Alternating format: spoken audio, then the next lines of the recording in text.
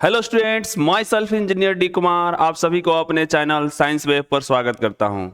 आज इस वीडियो में हम लोग क्लास 12th के फिजिक्स का एक बहुत ही इंपॉर्टेंट डेरिवेशन करने जा रहे हैं, जिसका नाम है हाइगेंस के सिद्धांत द्वारा प्रकाश के अपवर्तन के नियम का सत्यापन। ठीक है, proof of law of refraction by Huygens theory.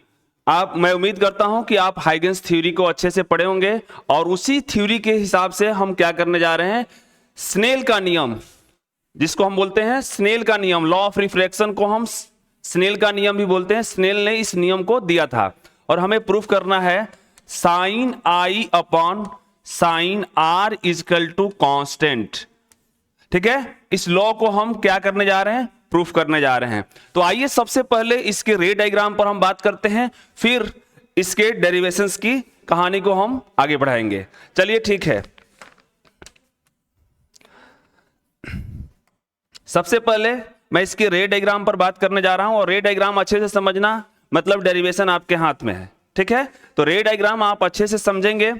सबसे पहले हम एक मीडियम लेते हैं। यहां पर इस मीडियम को हमने बोला माध्यम 1 और इस माध्यम को हमने बोला माध्यम 2। क्लियर? ये जो माध्यम है मैं अपने से सपोज कर रहा हूं, ये विरल माध्यम है, विरल माध्यम, और ये सघन माध्यम।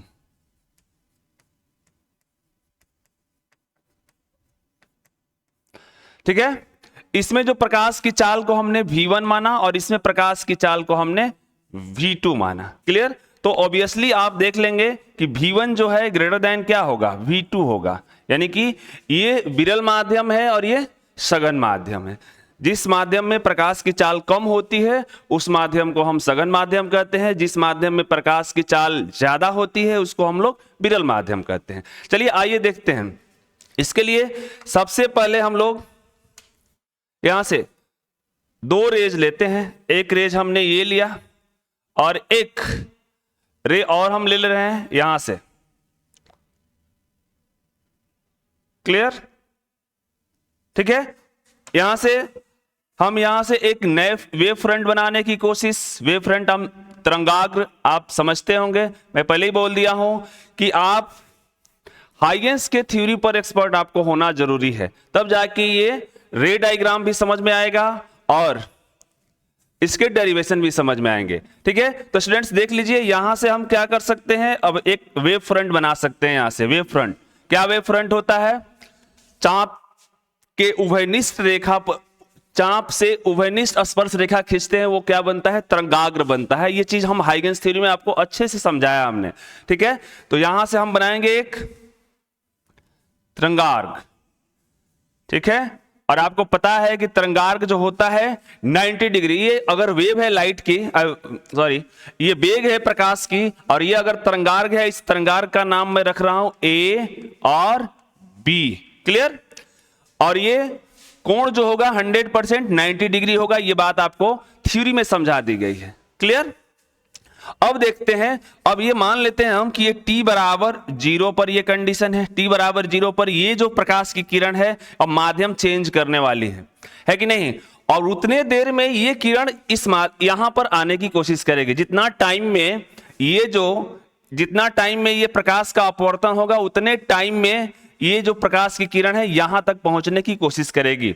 तो मान लेते हैं कि यहां से ये जो प्रकाश की किरण है, ये जो किरण यहां पहुंच रही है, तो ये जो टाइम है हम मान लेते हैं t बराबर जो टाइम है वो t मिल रहा है। ठीक है, तो ये देखिए इसमें प्रकाश की किरण की जो चाल है वो कितनी है, v1 है। तो ये डिस्टेंस अगर हम नाम ले इस डिस्टेंस को, तो इसको हम v1 इंटू टी कह सकते हैं। इसकी जो दूरी होगी, यहां से मैं इसको d बोल दे रहा हूं, ये पॉइंट जो है d है। क्लियर? अब इस पॉइंट को हमने यहां से, अगर यहां से यहां तक आ रही है तो ये इसका चाल क्या है, इस माध्यम इस किरण का चेंज नहीं हुआ, तो ये क्या होगा, v1 इंटू टी। क्लियर? अब उतने टाइम में इस किरण का क्या हो जाएगा, अपवर्तन हो जाएगा। अपवर्तन होने के बाद ये कुछ अपने मुख्य पथ से इधर उधर विचलित होगी, है कि नहीं। अब देखते हैं यहां से इस किरण के बारे में देखते हैं। तो इस किरण के बारे में देखेंगे तो सबसे पहले हम यहां से अपवर्तन हो रहा है तो क्या करेंगे, नॉर्मल खींचेंगे। ये नॉर्मल हो गया अपना। ये किरण ऐसे जाना चाहती थी लेकिन ये जाएगी नहीं। क्या होगा स्टूडेंट्स, यहां से कुछ ये मुख्य पथ से किरण अभिलंब की ओर झुक जाएगी, अभिलंब की ओर मुड़ जाएगी। क्यों, क्योंकि ये सघन माध्यम है कि नहीं। तो यहां से जो किरण आएगी उस किरण का हमने नाम लिया, उस किरण को हम थोड़ा सा मूवमेंट करा सकते हैं ऐसे। देखो ये देखिए थोड़ा सा यहां से, क्लियर, ऐसे, ठीक है। अब यहां पर एक फिर चाप लेंगे हम। सर क्यों, क्योंकि हम यहां से फिर एक वेव फ्रंट बनाने वाले हैं, ठीक है। अब यहां से वेव फ्रंट यानी कि तरंगार्ग, अब एक स्पर्श रेखा खींचेंगे यहां से और एक तरंगार्ग बनके अपने पास अवेलेबल हो जाएगा, ठीक है। दो किरण हमने लिया, एक किरण यहां से इस किरण का माध्यम हमने क्या कर दिया, चेंज कर दिया t बराबर 0 पर, और उतने टाइम में ये किरण आगे बढ़ेगी। उस पॉइंट को हमने मार्क कर दिया है d, क्लियर। अच्छा, अब इसमें जो प्रकाश की चाल है v1 है, तो t से मल्टीप्लाई करेंगे तो ये bd की डिस्टेंस अपने पास अवेलेबल हो जाएगी, ठीक है। अब जिस समय ये अपवर्तन, ये किरण जब इस माध्यम में प्रवेश की है तो उतने टाइम में हम इसको पकड़ना चाहते हैं कि कितनी डिस्टेंस को कवर की है। तो आपको पता होना चाहिए कि जब ये लाइट इसमें प्रवेश कर जाएगी तो इसका जो चाल होगा स्टूडेंट्स v2 हो जाएगा, क्योंकि इसमें प्रकाश की चाल हमने क्या लिया हुआ है, v2 लिया हुआ है, क्लियर। तो ये डिस्टेंस हमको मिल जाएगा। तो इस डिस्टेंस को हम मार्क कर रहे हैं, ये a है तो ये मार्क कर रहे हैं हम इसको c, क्लियर। अब यहां से एक उभयनिष्ठ स्पर्श रेखा खींचते हैं। उभयनिष्ठ स्पर्श रेखा ये अपने पास अवेलेबल हो रही है, ठीक है। उभयनिष्ठ स्पर्श रेखा ये अपने पास अवेलेबल हो रही है, ठीक है। अब यहां से फिर यहां पर भी तो अपवर्तन हो रहा है, यहां देखिए यहां पर भी अपने क्या करना है, ये, ठीक है। नॉर्मल खींच दिया हमने। अगर नॉर्मल ना भी खींचे तो कोई बात नहीं, ये किरण ऐसे जाना चाहती थी, ये भी क्या हो जाएगी, थोड़ा सा मूवमेंट हो जाएगा इसका, और इस किरण की कहानी क्या बन जाएगी अपने पास, ऐसे, ये भी थोड़ा सा क्या हो जाएगी, अभिलंब की ओर झुक जाएगी ऐसे, और ये किरण तो ऐसे सीधा जाएगी। अब जाके ये अपना फाइनल रे डायग्राम क्या हो गया, क्लियर हो गया। अब देखिए इसको हम लोग बोलते हैं आपतित तरंगार्ग, और इसको हम बोलते हैं, ये CD जो है अपने पास क्या है, अपवर्तित तरंगार्ग, ठीक है। ये दो तरंगार्ग, ये एक आपतित तरंगार्ग है और ये क्या है, अपवर्तित तरंगार्ग है, क्लियर। अब चलिए आइए देखते हैं एंगल्स का कहानी। अब देखिए यहां पर इस कोण को हम क्या बोल सकते हैं, I बोल सकते हैं। इस कोण को हम I बोल सकते हैं। ये जो एंगल अपने पास आएगा आपतन कोण बोल सकते हैं। और एक बात ध्यान दीजिए कि यहां से ये कोण 90 डिग्री, सर कैसे, हाइगेंस के थ्योरी के हिसाब से, क्योंकि जो किरण होती है, प्रकाश का जो चाल होता है, वेग होता है, वो तरंगार्ग पर क्या होता है, लंब होता है। तो ये एंगल यहां से ये 90 डिग्री, तो ये एंगल 90 माइनस I हो जाएगा, बोलिए है कि नहीं। अब यहां से ये अभिलंब है स्टूडेंट्स, तो ये 90 डिग्री, ये 90 डिग्री और ये 90 माइनस I, तो आराम से ये कोण I बन जाएगा, क्लियर। उसी तरीके से ये एंगल R होगा, ध्यान दीजिए ये एंगल R, तो ये 90, तो ये भी एंगल क्या होगा, 90। क्यों सर, क्योंकि तरंगार्ग पर जो वेग होता है वो क्या होता है, लंब होता है। तो ये एंगल भी 90 और ये एंगल भी 90, ये हाइगेंस के सिद्धांत के द्वारा, ठीक है स्टूडेंट्स। और ये कोण R है, तो यहां से देखिए तो ये अभिलंब है, तो ये 90 माइनस R होगा, एकदम क्लियर, ठीक है। और ये 90 है, क्यों सर, फिर वही थ्योरी हाइगेंस की कि तरंगार्ग पर, ये अपवर्तित तरंगार्ग है CD, इस पर तरंगार्ग पर ये क्या होगी, 90 डिग्री का कोण बनाएगी। तो ये 90 माइनस R, तो ये 90, तो ये कितना हो जाएगा R, क्लियर। अब अपने पास दो ट्रायंगल्स हैं और दोनों ट्रायंगल्स को हम अलग अलग निकालेंगे, जिसमें साइन I और साइन R का वैल्यू निकालेंगे, और साइन I और साइन R की वैल्यू निकाल करके हम रेशियो निकालेंगे, तो 100% अपने पास क्या आएगा, कांस्टेंट आएगा। तो चलिए अब यहां से इसकी रे डायग्राम कंप्लीट होती है। मैं इसको क्या करने जा रहा हूं, अलग अलग ट्रायंगल्स को निकालने जा रहा हूं। ये हो गया AD, ये हो गया AB और ये BD। तो चलिए एक ट्रायंगल हमें यहां से निकालता हूं, ये ट्रायंगल यहां से ये हो गया बी, थोड़ा छोटा छोटा निकालेंगे, सेम साइज का निकालेंगे नहीं, ये हो जाएगा ए, ये हो गया बी, और यहां से ये ऐसे, ये एंगल 90 डिग्री है और इसकी जो डिस्टेंस है V1 इंटू टी है। क्लियर? ये एंगल जो है आई है स्टूडेंट्स। फिर इसी तरीके से मैं इस ट्रायंगल को निकालने की, इस त्रिभुज को निकालने की कोशिश कर रहा हूं। ये मार्क कर देते हैं, ये डी है। क्लियर? इस त्रिभुज को देखिए, ए डी सी को निकालने की कोशिश कर रहा हूं, ए डी सी को। तो यहां से ये ए डी और यहां से ऐसे ये सी, और इसको मार्क करेंगे। ये एंगल 90 है, देख लीजिए, ये हो गया सी, ए सी डी, ये एंगल 90 है और ये एंगल आर है। और इस डिस्टेंस की बात करें, एसी की डिस्टेंस कितनी हो गई, तो देखो टी टाइम में ये तो यहां से यहां पर आई है, तो इसको हम इस प्रकाश की जो चाल है, इसका चाल कितना है v2 है, तो ये v2 इंटू टी करेंगे। तो एसी की जो डिस्टेंस होगी, थोड़ा सा ट्रायंगल और क्लियर बनाते हैं हम। यहां से ये ट्रायंगल हम और थोड़ा सा क्लियर बनाते हैं। ये हो गया ए डी, यहां से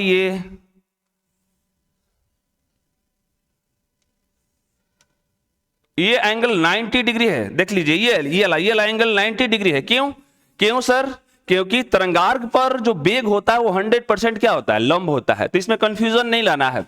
ये एंगल अपने पास आर है, ठीक है, और इसकी जो डिस्टेंस है सी की, एसी की जो डिस्टेंस है वो क्या है, v2 इंटू टी है। चलिए, दोनों समकोण त्रिभुज हो रहे, दिख नहीं रहे हैं, लेकिन दोनों समकोण त्रिभुज देखिए हमने मार्क कर दिया, ये 90 डिग्री और ये भी 90 डिग्री। क्लियर?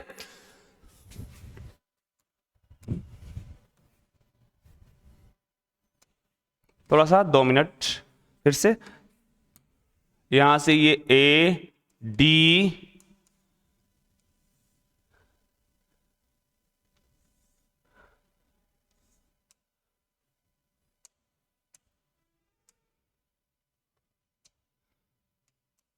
ये एंगल आर मार्क करते हैं हम, और ये एंगल 90 डिग्री है, ठीक है, और इसकी पॉइंट सी है, तो ये v2 इंटू टी है।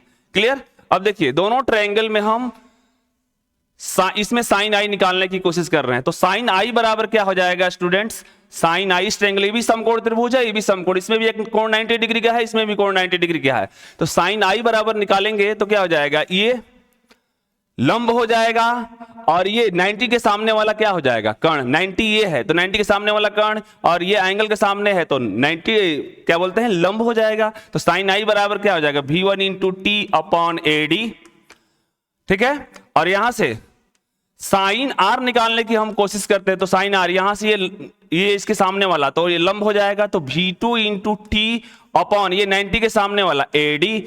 ये इक्वेशन सेकेंड हम मार्क करेंगे और इसको इक्वेशन हम फर्स्ट मार्क करेंगे। अब यहां से क्या करेंगे स्टूडेंट्स, इस इक्वेशन को इस इक्वेशन का क्या करेंगे, इस इक्वेशन में इस इक्वेशन से क्या कर देंगे, डिवाइड कर देंगे। सर क्यों डिवाइड करेंगे, ये बात पता है आपको कि स्नेल्स का लॉ होता है क्या, इसलिए हम उसको ध्यान में रखते हुए इस दोनों एंगल को क्या करेंगे, डिवाइड करेंगे। तो यहां से क्या हो जाएगा, sine I upon sine R निकालेंगे फर्स्ट, डिवाइड बाय सेकेंड करने पर, तो अपने साइन आई बाइटा साइन आर करेंगे, तो देखिए एडी एडी दोनों कट जाएगा, तो अपने पास क्या आएगा, v1t अपॉन v2t, ये से ये कैंसिल, यहां से क्या बनेगा student, sine I upon sine R is equal to v1 upon v2। Clear? ये अपने पास क्या आ गया, देखिए v1 और v2 का जो रेशियो आएगा 100% कांस्टेंट आएगा, है कि नहीं। अब यहां से भी आप लिख सकते हैं, अब ध्यान दीजिए थोड़ा सा स्नेल्स लॉ को, तो sine I upon sine R is equal to v1 upon v2 लिख रहे हैं, तो इसको भी लिख सकते हैं हम μ2 अपॉन μ1। ध्यान दीजिए इस बात को, यहां पहले हम पढ़ चुके हैं ये कहानी, v1 अपॉन v2 को क्या लिख सकते हैं, μ2 अपॉन μ1। और ये पूरी कहानी जब भी आती है क्या कांस्टेंट लेके आती है कि नहीं। तो इस तरीके से हम क्या कर ले गए, स्नेल्स के जो लॉ हैं sine I upon sine R के, हमने क्या साबित कर दिया कि ये क्या होंगे, कांस्टेंट होंगे। क्लियर? अब थोड़ा सा ये बात कैसे लिख दिए, थोड़ा ध्यान दीजिएगा, म्यू जो होता है 1/v होता है, 1/v होता है, ठीक है। ऐसे भी लिख सकते हैं c अपॉन v होता है, यानी कि ये μ1 है तो ये v1 हो जाएगा, ठीक है। तो μ1 की वैल्यू क्या लिख सकते हैं, c अपॉन v1 लिख सकते हैं कांस्टेंट। तो यहां से आप क्या कर सकते हैं, यहां से v1 के जगह पर क्या कर सकते हैं, c अपॉन v1, फिर μ2 के जगह पे आप c अपॉन v2 लिखेंगे। जब रेशियो निकालेंगे तो v1 अपॉन v2 आ जाएगा। इसमें कंफ्यूजन आने की कोई जरूरत नहीं है। ओवरऑल स्टोरी मैं ये कहना चाहूंगा कि ये बात आपको पता है पहले से स्नेल्स लॉ से। तो v1 अपॉन v2 को हम लिख सकते हैं μ2 अपॉन μ1, या दोनों का रेशियो जो होता है 100% कांस्टेंट होता है। ये स्नेल्स लॉ में हम अच्छे तरीके से पढ़े हैं, इसमें कोई कंफ्यूजन लाने की जरूरत नहीं है। अब यहां पर लिख देंगे hence proved। क्लियर? इस तरीके से हम एक लॉ को क्या कर ले गए, प्रूफ कर ले गए। क्लियर? उम्मीद करता हूं कि रे डायग्राम आप अच्छे से छाप लेंगे और ये डेरिवेशंस, मैथमेटिकल डेरिवेशंस को आप अच्छे से छाप लिए होंगे। मैं थोड़ी सी इसकी एक और लॉ है उस पर बात करने के लिए बात कर रहा हूं, थोड़ा ध्यान से देखना है आपको। ठीक है, चलिए स्क्रीनशॉट ले लीजिए और इसको अपने कॉपी में अच्छे से छाप लीजिए। चलिए ठीक है, अब मैं इसके सेकेंड लॉ पे बात करने जा रहा हूं। बस कुछ नहीं, थ्योरी है और उसको क्या है थोड़ा सा समझना है और फिर अपने कॉपी में उस बात को लिख देना है। मैं डायग्राम इरेज नहीं कर रहा हूं क्योंकि इसी के सहारे हम क्या करने जा रहे हैं, उस लॉ को समझाने जा रहे हैं। ठीक है, चलिए एक लॉ है। अब देखिए जो ए बी है, इस ए बी को हम क्या कहते हैं, ए बी जो है स्टूडेंट्स, ए बी को हम कहते हैं आपतित तरंगार्क। आपतित तरंगार्क। और यहां से जो CD है इसको हम बोलेंगे अपवर्तित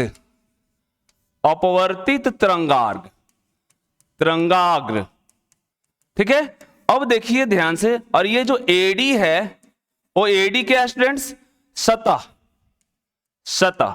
अब ये तीनों जो है ना इस बोर्ड तल पे क्या है, लंब है, ऐसे है, ये वेव फ्रंट ऐसे है, ऐसे। ये आपको ये 1D में 2D में दिख रहा है लेकिन 2D में है नहीं, ये ऐसे है, ऐसे प्लेन है। और यहां से दो किरणें इस पे आ रही हैं तो इस पे लंब होगा 100% हाइगेंस के हिसाब से। ठीक है, लंब होगा तो वेव फ्रंट पे दोनों किरण लंब हो जाएंगी। ठीक है, अब ये लंब हो जाएंगी तो इसको हम कहां पर प्राप्त कर सकते हैं, दोनों इस पर हैं लंब तो इसको हम एक प्लेन पे क्या कर सकते हैं, प्राप्त कर सकते हैं, है कि नहीं। फिर अपवर्तन के बाद भी इस तरीके से इस माध्यम में अगर यहां से इस सतह को देखें तो क्या हो जाएगा, इस सतह भी जो है AD ऐसे लंब है कि नहीं। तो ऐसे लंब है यानी कि AB जो है लंब है किस पे, बोर्ड तल पे। ठीक है, AD भी क्या है, लंब है बोर्ड तल पे। और ये CD जो है अपवर्तित तरंगार, ये भी क्या है, लंब है बोर्ड तल पे। क्लियर? अब सुनिए, ये तीनों लंब है, ये AB, AD और CD तीनों लंब है किस पे, बोर्ड तल पे। ठीक है, और ये किरण क्या है, ये जो आपतित किरण है लंब है AB पर। कहानी थोड़ा समझिएगा, AB जो है लंब है, ये जो आपतित किरण है लंब है तरंगार्क AB पर। अच्छा, ये नॉर्मल जो है लंब है किस पे, ये जो नॉर्मल है ये सतह पर AD पर लंब है। अच्छा, और ये जो अपवर्तित किरण है ये भी क्या है, इस CD पर लंब है। इसका सीधा मीनिंग ये होता है स्टूडेंट्स कि ये आपतित किरण, अभिलंब और क्या बोलते हैं, अपवर्तित किरण तीनों एक ही तल में प्राप्त कर सकते हैं हम लोग, है कि नहीं। तो थोड़ा सा इसको लैंग्वेज में लिख देना है। यहां पर AB जो है लंब है बोर्ड तल में, बोर्ड तल में आप कॉपी तल में लिखेंगे। ठीक है, यहां से CD जो है लंब है बोर्ड तल में। ठीक है, और यहां से AD जो है लंब है बोर्ड तल में। ठीक है, ये तीनों बोर्ड तल में लंब है। अच्छा, अब यहां से जो आपतित किरण है वो किस पे लंब है, आपतित किरण जो लंब है किस पे लंब है, AB पर। AB क्या है, आपतित तरंगार। अपवर्तित किरण लंब है CD पर। अच्छा, अभिलंब जो है स्टूडेंट्स, अभिलंब जो है लंब है किस पे, एडी पर। इसका सीधा मीनिंग है कि आपतित किरण को, अपवर्तित किरण को और अभिलंब को हम एक तल पे प्राप्त कर सकते हैं, और वो कौन सा तल होगा, वो बोर्ड तल होगा। ठीक है, थोड़ा सा देखने की कोशिश। ये अभिलंब हो गया, यस अभिलंब ऐसे, ये प्लेन है, एडी जो है ये है, एडी एडी एडी ये है, इस पे अभिलंब। ठीक है, अच्छा एबी कौन है, तरंगार्ग, इस पे ये दोनों किरण लंब, आपतित किरण दोनों लंब। और ये सीडी है, वो सीडी क्या है, सीडी अपवर्तित तरंगार्ग। तो अपवर्तित तरंगार्ग पर ये दोनों लंब है। इसका मतलब एक काल्पनिक तल लेके हम आएंगे, सोचेंगे ऐसा, काल्पनिक इसलिए मैं बोल रहा हूं कि ऐसा सोचेंगे कि तीनों को, आपतित किरण, अपवर्तित किरण और अभिलंब को हम किस तल पे प्राप्त कर सकते हैं, बोर्ड तल पे प्राप्त कर सकते हैं। और आप क्या लिखेंगे, कॉपी तल पे प्राप्त कर सकते हैं। इस तरीके से हाइगेंस ने क्या किया, अपवर्तन के नियम को क्या किया, प्रूफ किया। और मैं उम्मीद करता हूं कि ये पूरी कहानी आप तक पहुंची होगी। ठीक है, इस वीडियो में सिर्फ इतना ही। मिलते हैं अगले वीडियो में, तब तक के लिए थैंक यू वेरी मच।